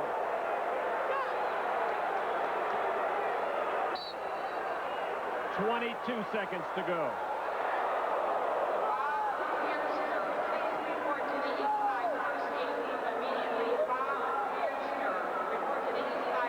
Neither one able to clear the opponent out of the way to start any kind of an effective leg shot. And it looks like we're going to go to criteria. A flip of the coin will give the choice. One second. 1 second left. Again, they will take that second and do nothing with it. Now, explain what happens, Jeff Slatnick. They will toss the coin. The choice will go to Iowa. Much as it did earlier in the night. Iowa chooses down. If Iowa gets away, Iowa wins. If Oklahoma rides him for the 30 seconds, Oklahoma wins.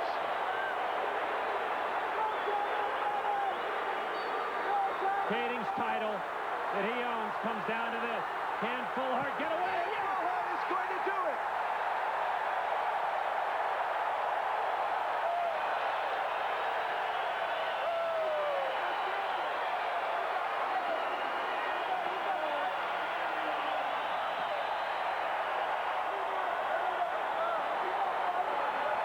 It came down to the choice.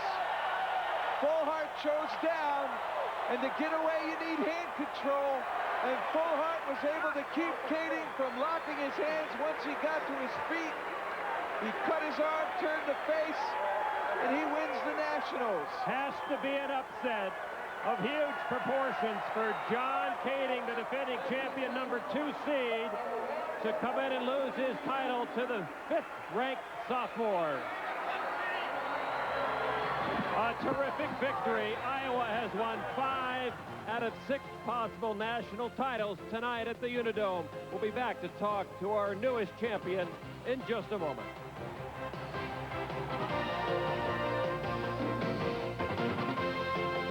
The new Chevy Lumina is a worry-free family sedan loaded with standard features like 6-passenger seating, more power, power door locks, more trunk room, child protection package, daytime running lamps for thousands less than the competition.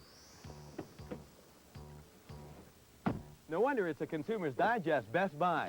Get more, not pay more. That's genuine Chevrolet. See one of your 50 Central Iowa Chevy dealers today. Create a new look with area rugs from Menard. Plush area rugs and runners from Oriental Weavers have a traditional look with beautiful patterns and colors. Choose from 4 styles, now $99.75. Replace your leaky faucet with a fabulous Price Pfister faucet. This double-handle model is only $26.89. A stylish single-loop handle faucet is $55.78. Find fabulous savings for your bath at Menard. Save big money at Menards. Wall Street Journal keeps you on the cutting edge with news and insights that can affect you personally and professionally. Subscribe now and have the Journal delivered to your home or office. And with your paid subscription, you'll also receive our free personal finance software to help you make smart decisions. Get 10 weeks of the Journal and the software for only $3.90 a week. Call now, 800-443-7400. That's 800-443-7400 for the Wall Street Journal. Welcome back to Cedar Falls and the Unidome and the National Championships. We've got a brand new champion at 190, and Jeff Blatnick is with Lee Fullhart from Iowa. Well, congratulations, Lee. It came down to the tiebreaker, and did you think you were going to win that coin toss? It didn't matter. I knew I could ride him. I knew I could get out. I knew I could win. I just worked harder, and I knew all I had to do was keep working. And I wasn't going to let it go. Well, you chose down. Why did you choose down?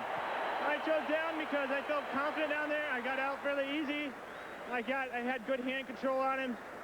And I just feel that I knew I could do it. And I don't know, it just felt right. Well, it seems you got the hand control. It seems you got hand control, and that's everything in getting out of the bottom. How much emotion are you feeling right now knowing that you just helped set a new team total 170 points?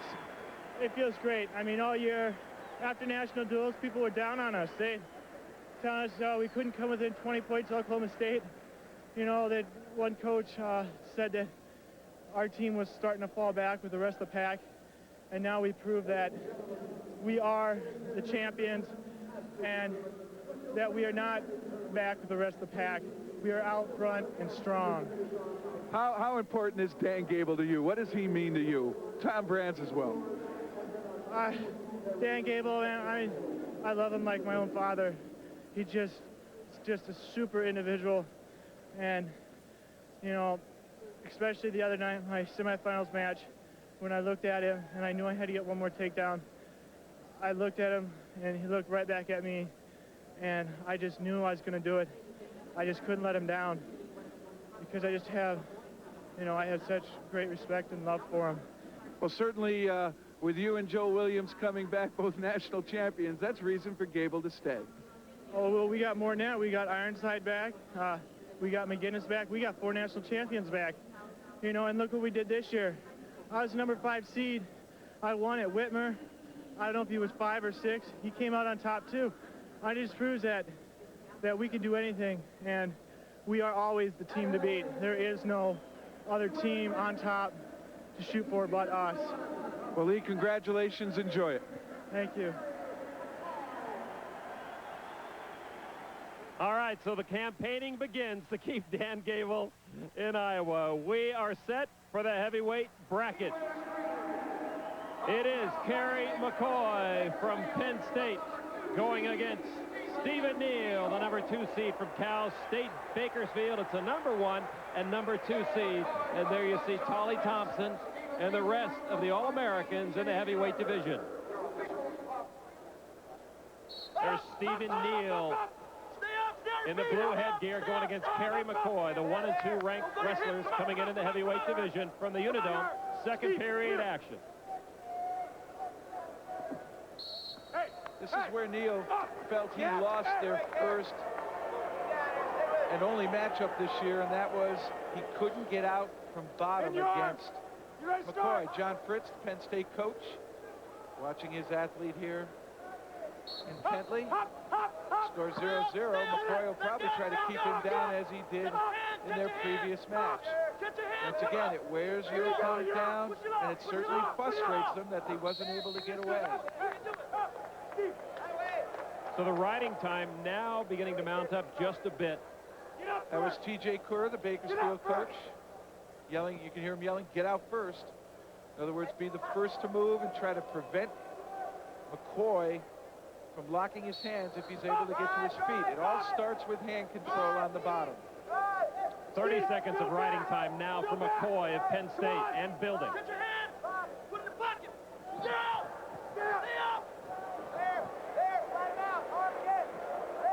Right. Keep on. Keep him on. Don't let him off. Don't let him off. Don't let him off. You hear John Fritz of Penn State yelling, "Don't let him off." In other words, don't take him out of bounds. Keep him inbounds. Roll. Wrestle. Oh, and McCoy could be in trouble. And now Neal could be in trouble. Reversal call. Reversal. 2 points for Stephen Neal. And McCoy trying to hang on to just 7 more seconds before he got riding time, got caught in the reversal. Neal with a nifty Granby roll. Out of bounds, they'll go back to center. Let's take a look at exactly what happened there on the reversal, Jeff. Well, it's called the Granby roll. Right here, Neal's going to go right down over both shoulders, come up, and McCoy trying to follow, gets hung up a little bit. Neal turns to face him, works his legs straight, and has a reversal. And here, McCoy's got to fight to keep from getting back pointed. He was in a near-fall position, and he had to turn to his belly, giving up that reversal. 35 seconds left in the second period. Now, on the escape, it's 2-1 Neal over McCoy. Right hand on the elbow. Steve. You're good. Good stuff. Come the hand underhook. They want Neal to put in a right underhook and work from there. Change your stance. Pressure. McCoy wants to go back to those double legs he did earlier, where he caught Neal upright and was able to take him down, but both times it landed out of bounds and he did not score. Right foot lead. Dig in. Inside. Head inside. Circle. Right. Nearing the end of the second period with Neal leading 2-1. We'll be back with the third period in just a moment.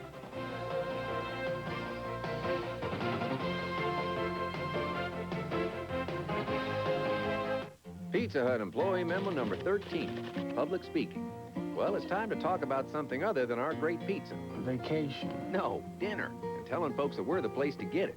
So tell them what you want them to do. Call now. Let's work on that delivery. Call now. That's better. Call now. All together now. Call now. Shout it from the rooftops. For insurance purposes, maybe that's not such a good idea. Call now. Great. Now stand by the phones and get ready. Because with pizza like this, you're going to get lots of calls. Making it great again and again. Now with Arm & Hammer Baking Soda. There she is, Miss America. The NCAA Women's Final Four. First at 7, Kate Starbird and Stanford look to avenge their only loss of the season when they battle Old Dominion. Then at 9, All-American Shamiqua Holdsclaw and the Lady Vols are looking to defend their crown against the upstart Irish. Old Dominion Stanford at 7, Notre Dame Tennessee at 9. The NCAA Women's Final Four, Friday only on ESPN. There is Stephen Neal of Cal State Bakersfield. Sophomore going against the senior Kerry McCoy of Penn State, a 3-time All-American. Neal leads. Now we're tied after the escape, 2-2. No riding time a factor right now. Work him, move him. Change your lead. Here come the takedowns. Right hand. Come on. Well, none has occurred so far through the first 2 periods. And Neal has been warned for stalling. Circle!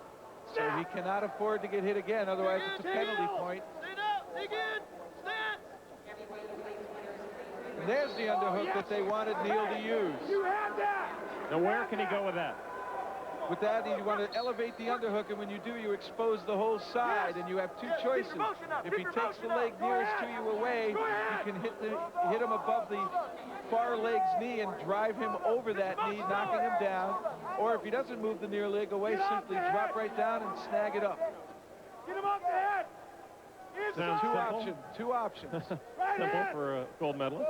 Now, underhooks is a Greco thing. It's actually a wrestling thing, but it's predominant in Greco because it's an upper body style. 1 minute to go. This match is tied at 2-2. And again, conditioning now, especially with the big boys, becomes a big issue here late in the match. And these are 2 athletic heavyweights. 230, 235 basically is what they weigh, and that's it. So you're seeing lots of action, good strength, lots of agility. Circle! Circle! Ooh. Boy, that was 2-3 shots at the edge for Penn State. How does that influence? You talking about the stalling? Certainly, that's what the coaches from Penn State are pointing out. Hey, our boy's shooting, and the others retreating out of bounds under attack, and there it is. Yeah, he called the stall against Stephen Neal, and so Neal docked a point, and with just 23 seconds to go, Kerry McCoy has the lead 3-2. Bob Triano, the referee out of Columbus, Ohio, made that stall call. And in a way, I mean, McCoy was driving him out of bounds under attack. That's why you always want to keep your back to the center. Neal may need a desperate move in the final 15. Whoa, and he nearly gets to McCoy's leg, and McCoy retreats out of bounds under attack. Only 12 seconds.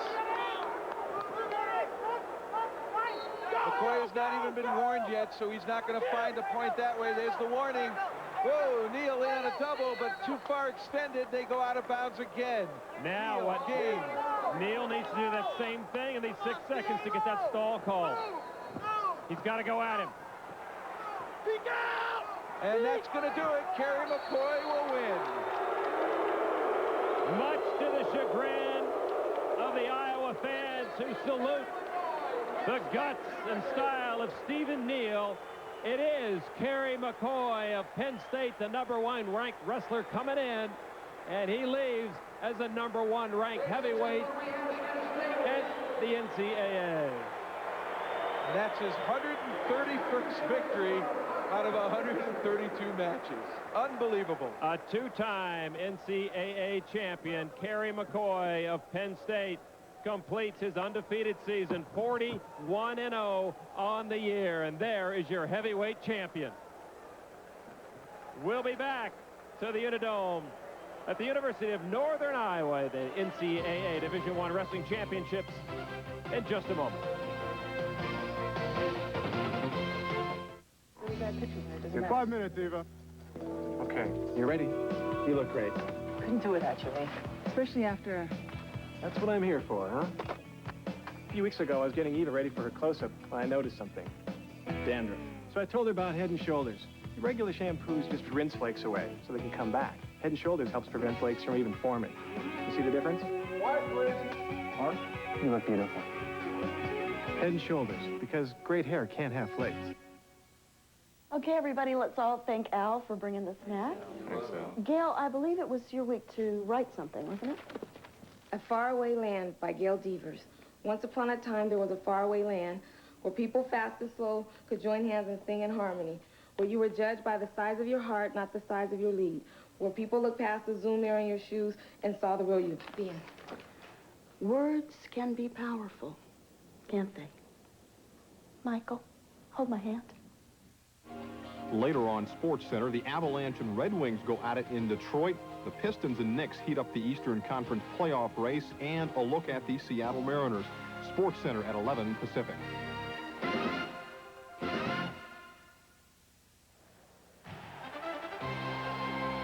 The 1997 NCAA Division I Wrestling Championships have been brought to you by Nike, who encourages you to participate in the lives of America's youth. Nittany Lion heavyweight champion Kerry McCoy not content to celebrate with his teammate or everybody on the mat.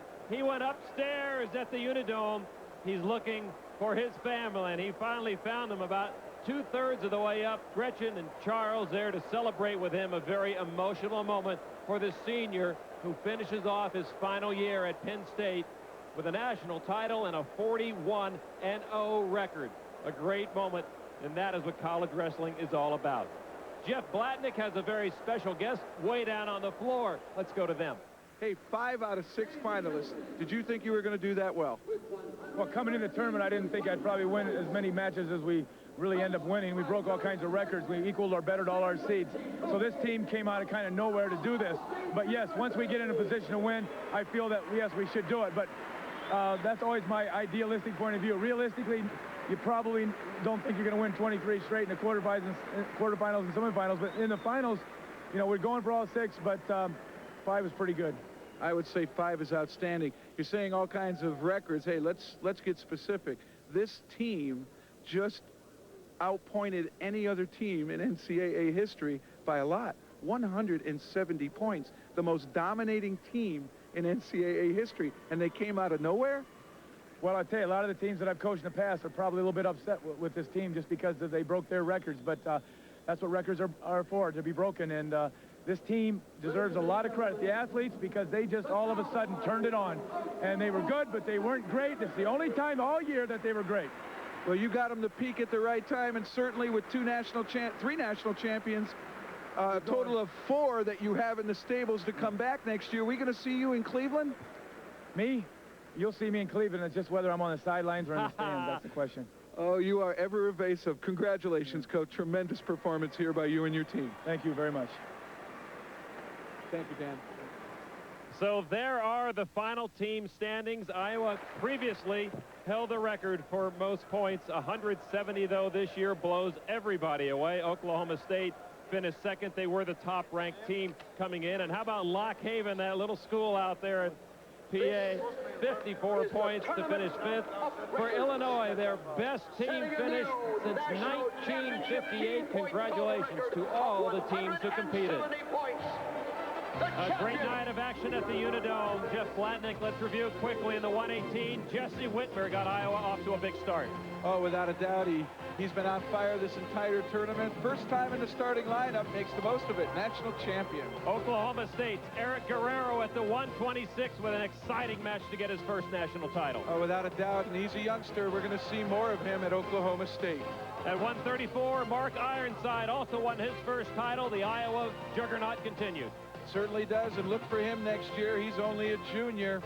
Kerry Colat moved up in weight. He's from Lock Haven. He won at 134. He takes his second title at 142. Macktown, USA. Colat winning his second national title. Pride very strong there at Lock Haven. And the third national title for Lincoln McIlravy from Iowa, the #1 seed coming in, the #1 seed in the world. 4-time finalist, 8th ever to do that, 3-time national champion, an elite club. Look for more from him internationally. An overtime win tonight. Joe Williams for Iowa with a close win, 5-4. I tell you, Iowa's got all these national champions coming back next year. Williams, a reason Gable might stay. And an emotional Mark Branch from Oklahoma State came back big time from the knee injury. Showed the guts that he has. Real leader for the Oklahoma State University Cowboys. They're going to miss him. Barry Weldon from Iowa State. Hey, there's more than one Iowa team here in the state. And without a doubt, Weldon is an example of what Iowa State wants to become again. Another dominant force competing with Iowa in the national wrestling scene. That's his first title. Lee Fullhart rounded things off for Iowa with an upset over the defending champ. Well, he's only a sophomore, strong kid. We're going to see more of him. Kerry McCoy of Penn State, an emotional victory for him. 131 victories out of his last 132 matches. But Stephen Neal from Bakersfield, let's watch for him next year. And the outstanding wrestler of the meet, winning his third NCAA title tonight, Iowa's Lincoln McIlravy. So there you have it. Iowa came in. The wrestlers were taking center stage, but The undercurrent, well, that was Dan Gable. Is he coming back or is he not? The crowd came out to say thanks to him one way or another. But it was the wrestlers who gave him the ultimate respect by winning 5 national titles tonight. Whether or not he's back, we'll be back. NCAA Championships in Cleveland next year. For Jeff Blatnick and all the ESPN crew, I'm Lon McCarran. So long from the University of Northern Iowa.